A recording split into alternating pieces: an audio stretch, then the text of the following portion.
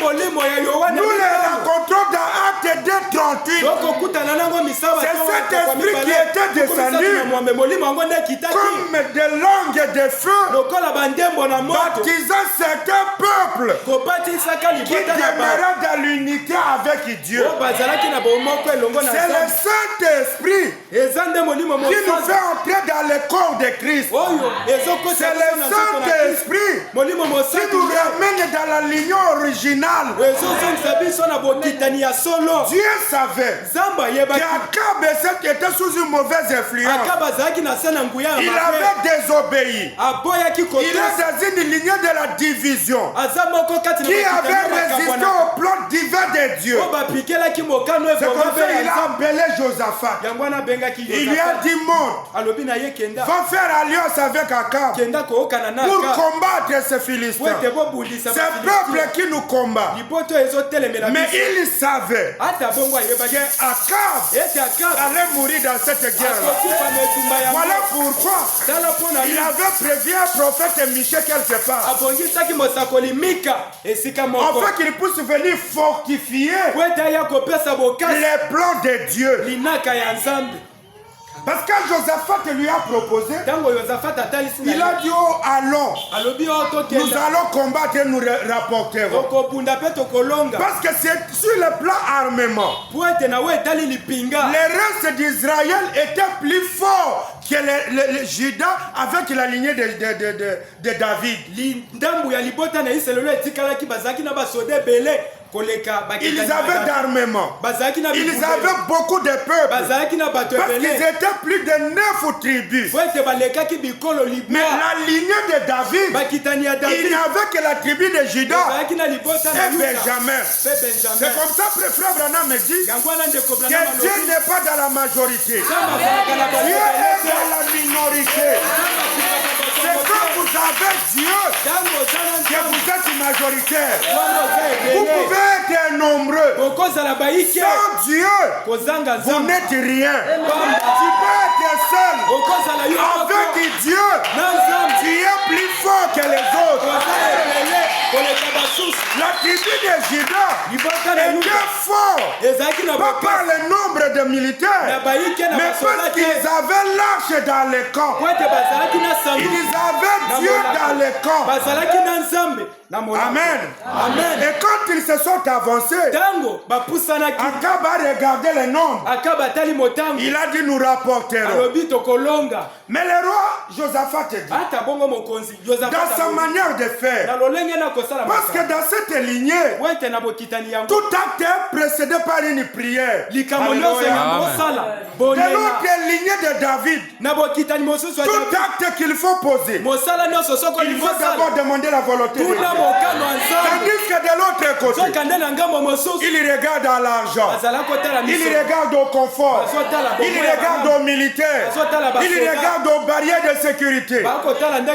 Oubliez une chose, que c'est lui qui a dit que je serai avec Israël si seulement ils obéissaient à la parole.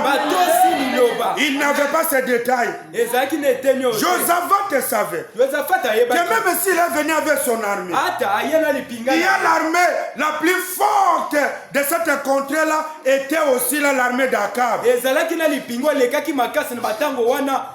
Mais malgré cela, Josaphat dit au roi Akab, bien que nous sommes nombreux, bien qu'on ait un armement, est-ce que nous ne pouvons pas consulter Dieu? Si vous avez un ami qui ne vous conduit pas chaque fois que vous voulez prendre des décisions à demander la volonté de Dieu, faites attention. Même s'il a de bonnes intentions, même s'il est bon, même si on le cite du haut de la chair tous les jours ici, mais chaque fois que vous êtes en deux, ou vous êtes en trois, que vous voulez faire quelque chose, directement vous êtes sur la chose, faites attention. Un véritable ami, il est de la lignée de David, il a toujours consulté Dieu pour faire chaque chose. Quelle est la volonté de Dieu? Seigneur, je te recommande ce matin. Seigneur, je te recommande la nourriture. Seigneur, je te recommande cette eau. Seigneur, je te recommande ma vie. Chaque chose qu'il fait, il recommande au maître de telles circonstances. Parce qu'il a la révélation. Et le succès dépend de celui à qui vous regardez. Le succès dépend de celui à qui vous regardez. Si vous regardez à Christ, vous avez l'assurance de la réussite. Si vous regardez au monde, la vie est faux. Ça peut marcher le matin. Ça peut marcher à midi. Un jour, ça tombera. Un jour, on renversera. Et on saura véritablement ta véritable nature. Amen. Amen. Et quand il consulte l'Éternel, les autres ont dit non, allez nous rapporterons. Mais Josaphat, dans son fort intérieur, il savait que cette unité n'est pas correcte. L'unité ici, quand celui n'a kabeli bon, n'est que comme baninga. Mais celui n'a zangi, yepe a comme kanda. Oh, relation à malamu tu. Relation kaka soki na memeli ye mobali. Wana akomobenga à tout moment. Mais soki ke na lingina na excellent comme sous et commis oh, relation à malamu tu. L'amitié ou l'unité ne doit pas avoir le soubassement, le matériel. Quand tu as l'argent, on est souriant. On est content. Mais quand il n'y a pas l'argent, on devient distant. Non. Josaphat avait senti. Cette histoire ici, ce n'est pas bon. Cette histoire ici n'est pas bon. Qu'est-ce qui faisait résister à Josaphat? C'était l'esprit qui était en lui. Il faisait rappeler quelque chose. L'homme avait dit qu'il s'associe. Et sous une malédiction. À cette allure, sans la volonté de Dieu, nous échouerons bien sûr. C'est comme ça il a dit. N'y a-t-il plus un autre par qui on peut consulter le témoin? On lui dit, tu peux pas. Tu cherches encore quel prophète? J'en ai 400 que j'entretiens ici. Ils ont dit que nous oui, ce n'est pas le fait de résister à ton pasteur pour une chose que vous devenez son ennemi. Vous devez être capable de lui dire la vérité. Non, vous devez être capable.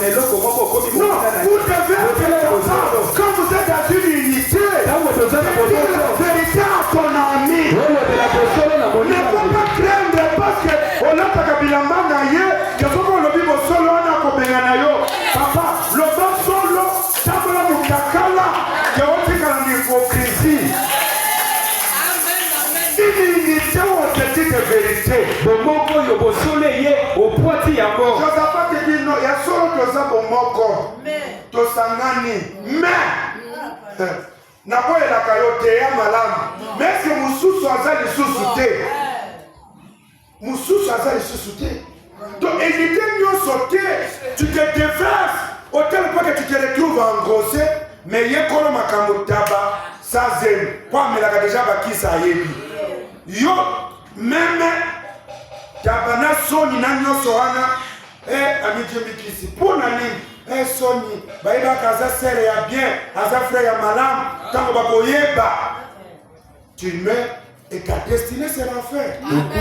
Pourquoi? Parce que tu n'as pas été capable de discerner votre unité. Vous devez être à la hauteur. Ce n'est pas parce qu'il y en a unis. On est dans une même église. On concède tout. On concède.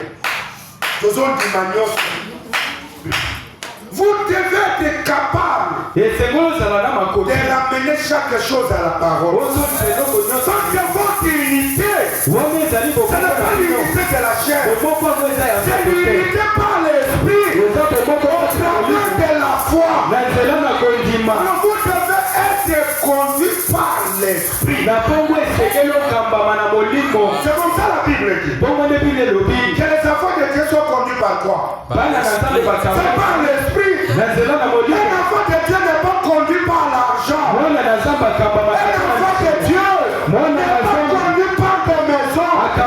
Ou n'est pas conduit par le monde. Un enfant de Dieu est conduit par l'esprit. C'est comme ça. Quand les autres diront oui, lui dira non. Amen.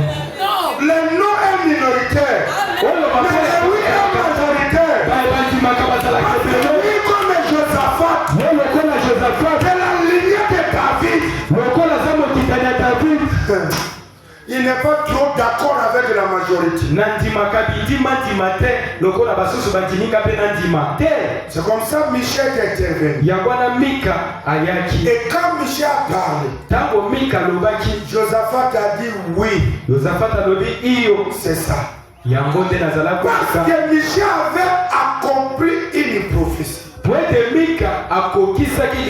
parole de Dieu qui était annoncée. Et quand cette parole était prononcée, cela était devenu la volonté parfaite de Dieu.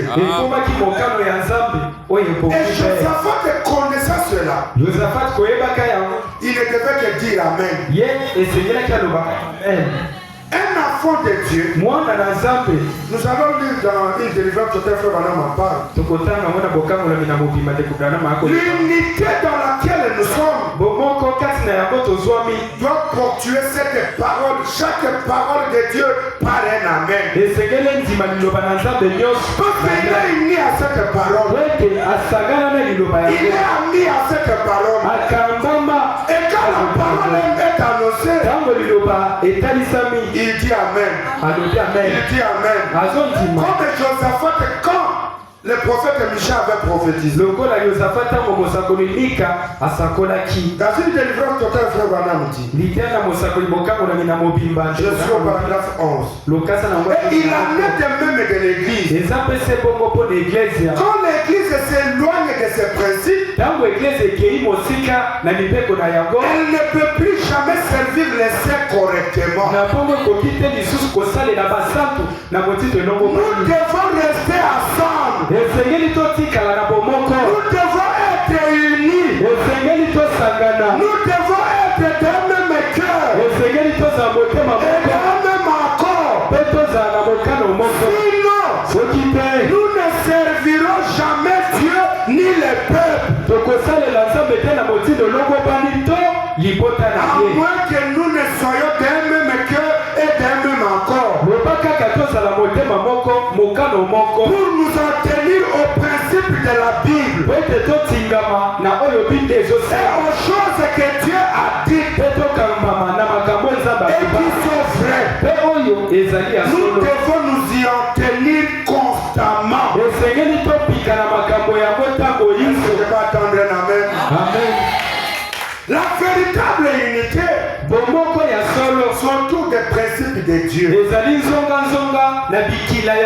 Si réellement nous disons que nous servons ce peuple, nous devons rester dans les principes de Dieu. Quand nous nous écartons des principes de Dieu, nous ne servirons alors plus le peuple correctement. Elohim Tabernacle, soyez heureux et heureuses. Soyez contents et soyez dans l'allégresse. D'avoir la parole en entièreté. Et les principes de Dieu. Il y a de vos frères qui ne sont plus servis par les principes de Dieu. Je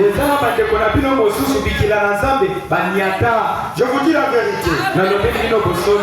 Nous sommes dans beaucoup de groupes des hommes de Dieu, des églises qu'on nous introduit sans même notre accord. Je suis dans beaucoup de groupes. Na internet na mipepe kuna nazana masanga belé pour bakosi sakamba. Un groupe là, ils ont les pères spirituels. Dans le message que nous avons, le message de Dieu. Na auto venga kasango na nzambe zana litonga mosu bazana mokamina bango. Chaque matin, tongo nyonso il envoie un message qu'il appelle conduite. Atinda kasango yo abembaka kokambama.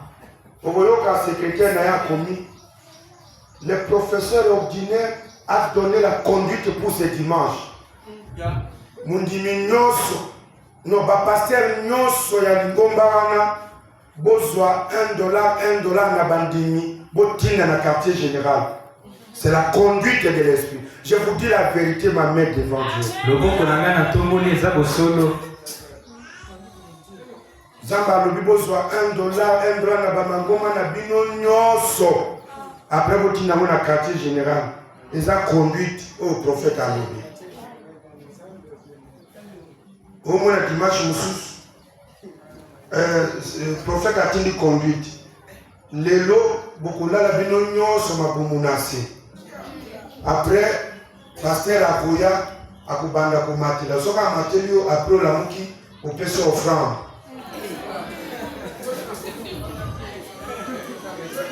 Après, on fait son offrande. Après, c'est votre délivrance.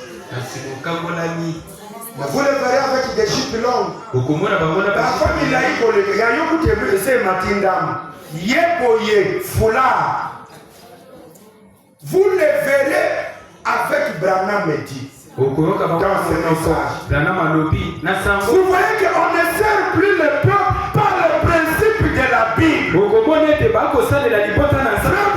n'est pas venu contredire la Bible. Dieu a envoyé Frère Branham. C'est pour accomplir la Bible. Il n'y a aucune parole de Branham qui est contraire à la Bible. Il n'y en a pas. Branham m'a dit, si je dis quelque chose qui n'est pas conforme avec cette Bible, il a dit quoi? Mettez de côté. Revenons dans la Bible. Je suis un juge, oui. Lorsque Gédéon est arrivé comme juge en Israël, et qu'il a combattu les Madianites, et qu'il a remporté la victoire, qu'est-ce que Gédéon, le peuple, lui a dit? Le peuple s'est réuni. On a dit au Gédéon, toi et ton fils, vous avez rapporté la guerre. Vous avez amené la paix en Israël. Maintenant, Gédéon, toi et tes fils, nous t'autorisons de régner sur nous. Fais tout ce que tu veux sur nous. Nous t'appartenons. Si tu viens le matin, je veux cette femme, tu la prends. Est-ce que vous avez vu que le message Branham a dit que le pasteur est le mari de l'église? Est-ce que vous ne connaissez pas que le pasteur couche avec les femmes mariées avec cette citation? Avec cette citation. Le pasteur est le mari de l'église. Nous sommes plus dans le physique. Nous sommes l'épouse spirituelle. Tout ce que nous sommes, c'est dans le spirituel. Si le pasteur est le mari, c'est le plan spirituel. C'est parce que Jésus, qui est le véritable mari, se manifeste au travers de l'esprit. Et comme dans la Bible, lui est descendu dans la tête d'Aaron. Et sa descendance dans la barbe et dans la robe. C'est pour ça que Branham me dit, c'est votre conducteur, c'est votre berger. Qui est le véritable berger dans la Bible? Est-ce que c'est un homme ou c'est Dieu? Pour ça tu dis Dieu, mais pour n'avancer à bateau, c'est tu dis c'est moi, le représentant.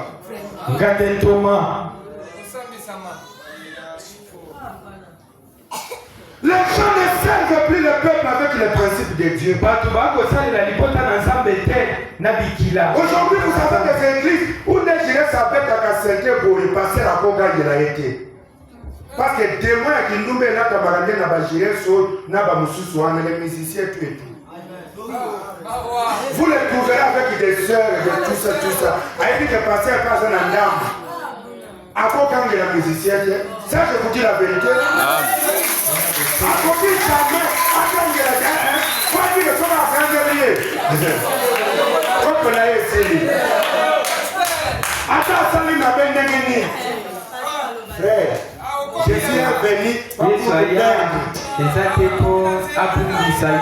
Pourquoi?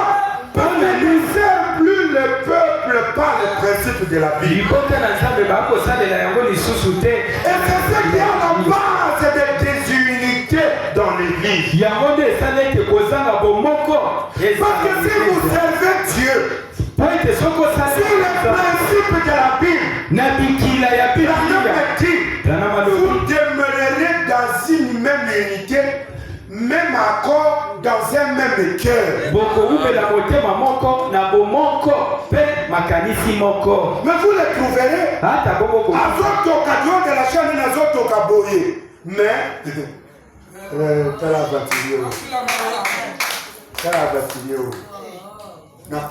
viendra ici. Vous connaissez l'histoire qui s'est passée. Je les raconte souvent là-bas, Kinshasa, non? Elle passait avec le micro-cravate. Vous connaissez l'histoire, non? Oui, il prêche à Tokia. Option équité, Baluki, Bazana, Maputa, Basipana, Kawana, bien organisé. Nasimana, Kena Biro. Un peu de l'église qui s'est pourquoi micro et ça nous connecter l'église. Et puis que nous protocole zabataka libanda yemoka zote zabataka kakati ata yena na sous-vêtement problème était zamba zote na nemotema yebi no nokolinga na kati vraiment yo zera na poka yaka umsoko yoka ngo senti na po nous sur l'église ba maman ba ko ça rendre compte déjà message c'est le cas amical ici le lengeye. Pourquoi? Parce qu'on ne sert plus l'église sur les principes de Dieu. Si on prêchait par le principe de Dieu, il devait condamner Tobana Bayaka na milimo ya Jezabel mitakala pour séduire Basali Nzambe. Il devait les condamner à l'église et les amener à porter décemment. Frère Manan me dit que ce corps est faible. C'est comme ça que Jésus dit dans la Bible qu'il a été tenté à tous égards. Tu seras au consentir que nous faisons. Qu'on ne se trompe pas. C'est pour ça que Branham avait une petite croix dans sa voiture. Il dit que quand je me promène que je les vois nus, je fais quoi? Le corps il est faible. Vous ne devez pas vous exposer parce que tu as le Saint-Esprit. Vous avez le Saint-Esprit. Je viens de te visiter le soir à la maison. Tu vas visiter une sœur seule à la maison. Pasteur, Dieu béni. Amen, sœur. Venons prier. Pardon. Ici, je suis, je ne peux pas me lever. Comme j'ai le Saint-Esprit. Au quotidien. Au quotidien. J'aime le frère Branham.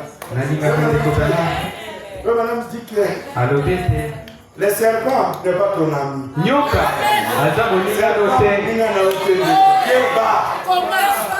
Serpent.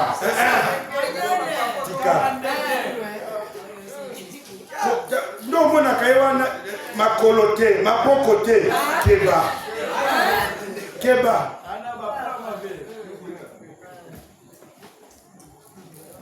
C'est comme ça que vous devez éviter. Nous, dans les messages, dans la parole et dans les principes de la Bible, au moins que je sois loin des démons de la prostitution, c'est un peu de colère à moi aussi. La prostitution, c'est un état d'esprit. Je ne peux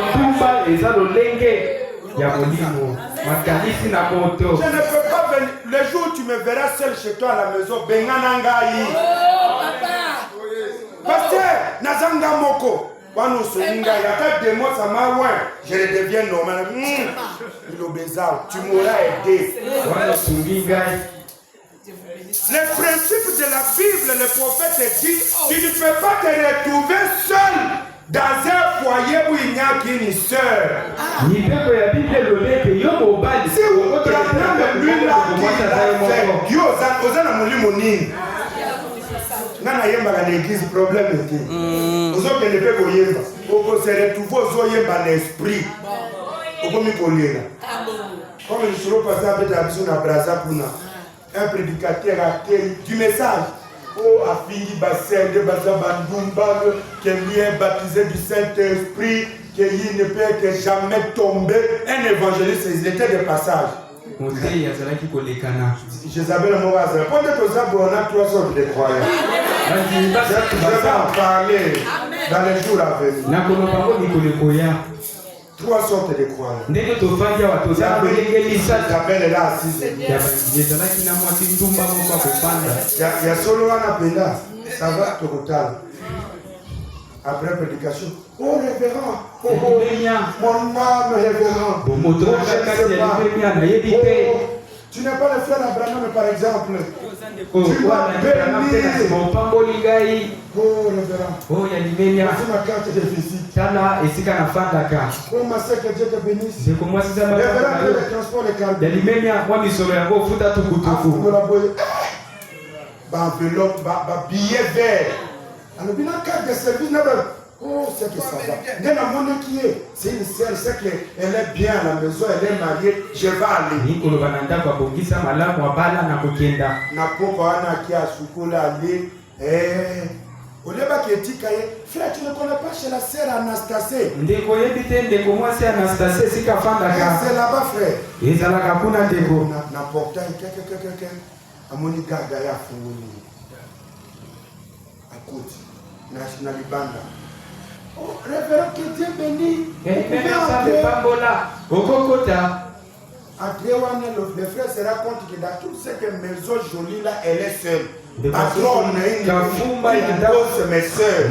Isabelle. Je commence à pouler dans bongo. Kasi moi c'est mon garde Banini, Ndaku, tout et tout. On peut vous servir les jeux. Là, il lui parle du salon, les frères au balcon. On peut vous servir les jeux, révérend. Le temps que je termine. Le temps,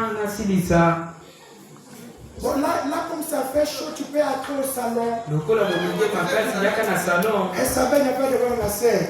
Le premier réflexe, au Kotuna Mutuna, vous êtes avec qui? Mutuna Liboso Tuna. Si tu ne connais pas bien, tu peux poser la question, tu es marié ou tu es seul? Si elle est seule, et tu es déjà dans la parcelle, profite dans la présence de la sentinelle là. Termine durant. Tu comprends que si vous venez la prochaine fois, cherche quelqu'un. Oui, il n'y a pas de souci, ça fait d'ailleurs chaud. À côté. Mounonge banako bimana salon et comme bimana sima ya rideau ya chambre. Nos révérences, soyez à l'aise, je prends douche depuis que je suis retourné, je suis pas bon. Il n'y a pas de problème. Oh, j'ai oublié de vous laisser les verres. Quand il vient prendre les verres là, un essuie-moi ici, essuie-corps ici. Oh, j'ai oublié de vous servir, de vous donner les verres. À qui a eu verre, révérend Kaliboya, Bélisson. C'est frère, c'est la. Oh, révérend. Le temps que je finisse, tu peux me servir, sœur.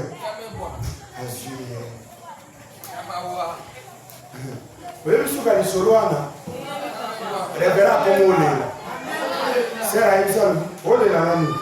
Yo mutobana ko loba ke okoya kana baseke kende ko loba ko koina se bima José Jacob bisaye yo le nana kufi ya bima ayo ko ndula tamba amoni déjà que makambebeli et c'était trop tard yo ça qui a continué à mater.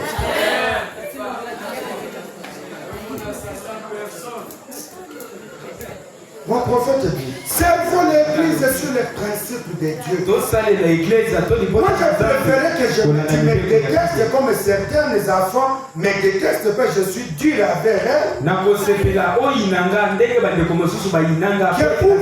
dites que vous aimez des pasteurs avec de mauvaises intentions.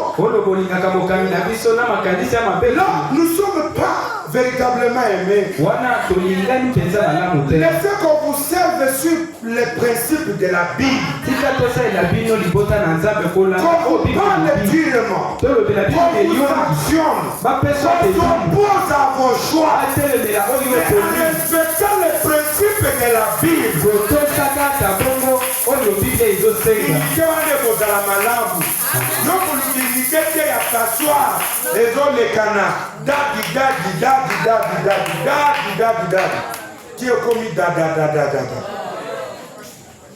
Les principes de Dieu, c'est la parole de Dieu.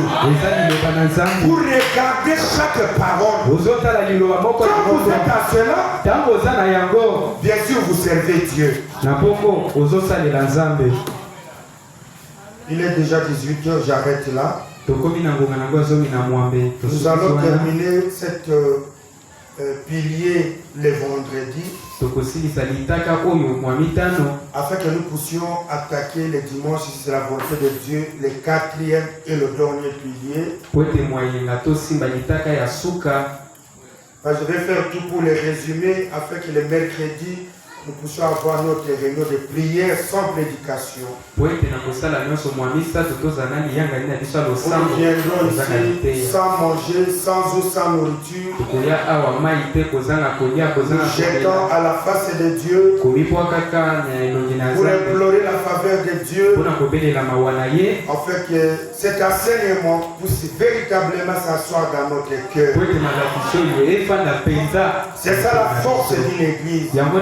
Une église qui s'aime réellement. Une église qui est dans l'unité. Une église qui connaît la vérité. Une église qui aime la sainteté. C'est cette église où l'Esprit Frère Branham dit dans l'exposé de cet acte de l'église que c'est une église où il y a la continuité des actes des apôtres. Où les gens qui nous rejoignent reçoivent le Saint-Esprit en écoutant la parole de Dieu. Je sais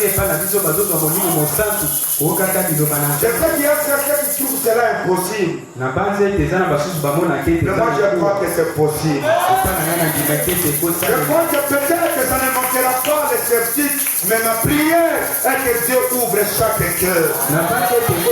Que Dieu dispose chaque âme. Afin qu'à la fin de cet enseignement, je puisse nous regarder au témoin. Que chaque fois que tu veux poser un acte, que tu te dises, c'est mon frère, c'est ma soeur, nous avons le même père. Que pendant que tu manges, avant d'aller jeter la nourriture à la poubelle, que tu te rassures. Est-ce que ma voisine ici a mangé? Est-ce que mon voisin a trouvé quelque chose? Avant quand tu as clé dans les boulots, on s'est rassuré. Est-ce que maman Sophia a déjà? Quand tu as peut-être que vous avez posé à maille. Maman Sophie, autour il déjà mal. Ah, il y a pas bima. Maman Sophie a tout qui mal. Là maintenant tu peux fermer la clé à l'iboulo no ya mal. Quand tu es à l'aise. C'est ça que dit Frère Branham. Oh là, mais tu te dis oh gloire à Dieu parce que j'ai accompli ta volonté. C'est le désir de mon cœur, nous allons nous lever. Dans ce monde